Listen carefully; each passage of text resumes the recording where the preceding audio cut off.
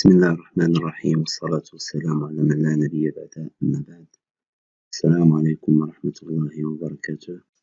Bonjour mes chers élèves et soyez les bienvenus dans cette nouvelle leçon de grammaire intitulée la phrase interrogative.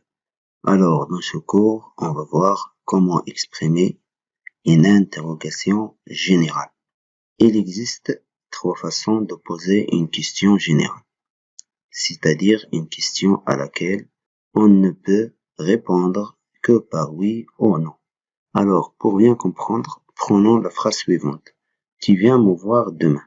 Alors, comment on va transformer cette phrase déclarative affirmative à une phrase interrogative? Alors, on a dit qu'il existe trois façons. Premièrement, on a l'intonation. Deuxièmement, l'emploi de l'expression est-ce que, et finalement, l'inversion du sujet. Bien. Alors, commençons par l'intonation. Dans ce genre de transformation, la phrase est prise telle qu'elle. Le ton de la voix effectue un mouvement ascendant qui est marqué à l'écrit seulement par le point d'interrogation. C'est-à-dire, on garde la même phrase déclarative avec le même ordre des mots et à la fin, on ajoute tout simplement un point d'interrogation. Exemple, il vient me voir demain, c'est une phrase déclarative. Alors, à la forme interrogative, on dit tu viens me voir demain, tu viens me voir demain. Alors, comme vous l'avez remarqué, l'interrogation générale dans cette phrase est effectuée par l'intonation en ajoutant un point d'interrogation à la fin de la phrase. Pour la deuxième manière de poser une question générale, on a l'emploi de l'expression est-ce que, c'est-à-dire on précède la phrase déclarative par la forme est-ce que. Exemple, tu viens me voir demain, c'est une phrase déclarative. Alors pour la forme interrogative, on dit est-ce que tu viens me voir demain? Est-ce que tu viens me voir demain? Alors l'interrogation dans ce type de transformation est exprimée par l'emploi de l'expression est-ce que qui est placée en tête de la phrase déclarative et on change le point par un point d'interrogation. Pour la troisième façon qui sert à exprimer l'interrogation générale, on a l'inversion entre le verbe et le sujet. Alors, dans ce cas, on pose la question par inversion du sujet en mettant un trait d'union entre le verbe et le sujet. Exemple, tu viens me voir demain, c'est la phrase déclarative. Alors, pour exprimer l'interrogation générale par inversion, on a commencé la phrase par le verbe suivi du sujet et on obtient la phrase interrogative suivante. Viens-tu me voir demain? Viens-tu me voir demain? Mais pour bien maîtriser l'emploi de l'inversion du sujet, il faut faire attention à trois choses. Premièrement, si le verbe se termine par une voyelle, telle A, E, I, etc., et le sujet commence par une voyelle, on ajoute un T entre ces deux éléments. Exemple, elle aime les films d'action. Elle aime les films d'action. C'est la phrase déclarative.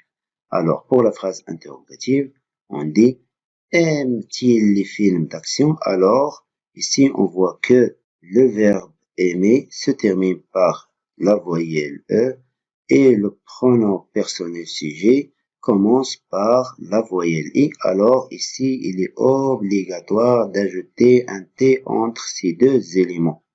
Deuxièmement, si le sujet est un nom, on le garde en tête de phrase comme dans la phrase affirmative.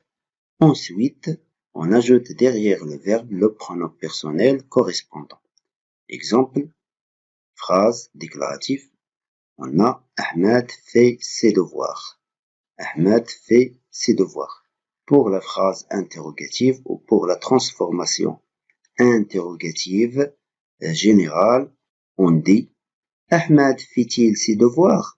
Ahmed fait-il ses devoirs? Alors ici, comme vous le voyez, le sujet est un nom propre, alors l'inversion se fait avec un pronom personnel correspond au sujet, c'est-à-dire un pronom personnel de même genre et de même nombre que le sujet de la phrase. Troisièmement, si le verbe de la phrase est au passé composé, l'inversion se fait entre l'auxiliaire et le pronom sujet.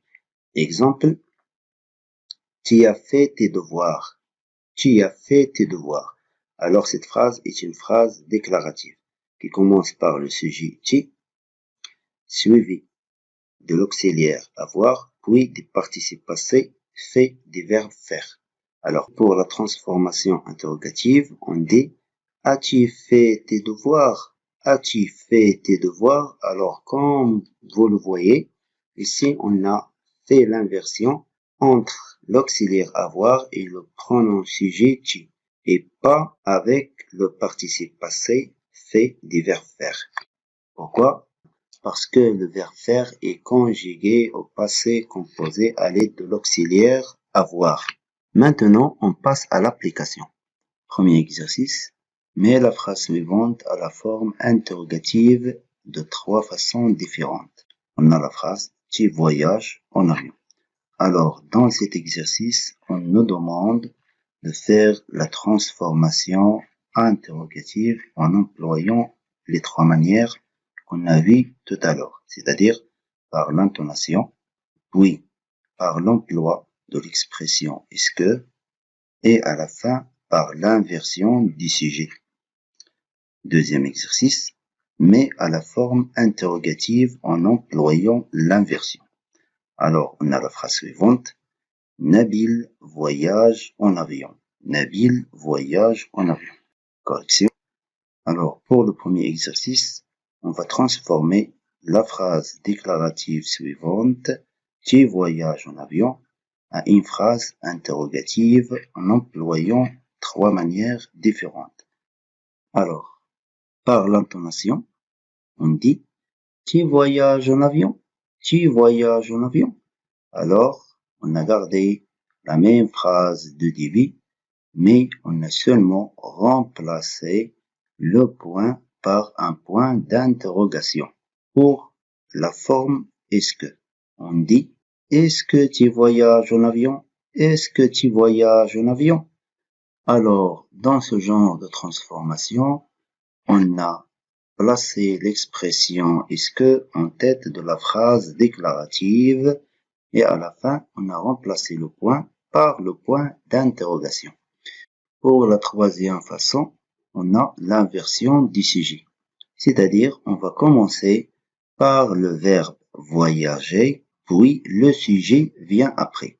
Et on obtient la phrase interrogative suivante. Voyages-tu en avion? Voyages-tu en avion? Deuxième exercice. Mais à la forme interrogative en employant l'inversion. On a la phrase Nabil voyage en avion. Alors, puisque le sujet de cette phrase est un nom propre, à la forme interrogative, l'inversion du sujet se fait entre le verbe et un pronom correspondant au sujet. Dans ce cas, on a fait l'inversion entre le verbe voyager et le pronom sujet il. En plus, on a ajouté un T entre le verbe et le pronom sujet. Pourquoi? Parce qu'il y a ici 2 voyelles qui se suivent. Et voilà, notre leçon est terminée. Merci pour votre attention et à bientôt.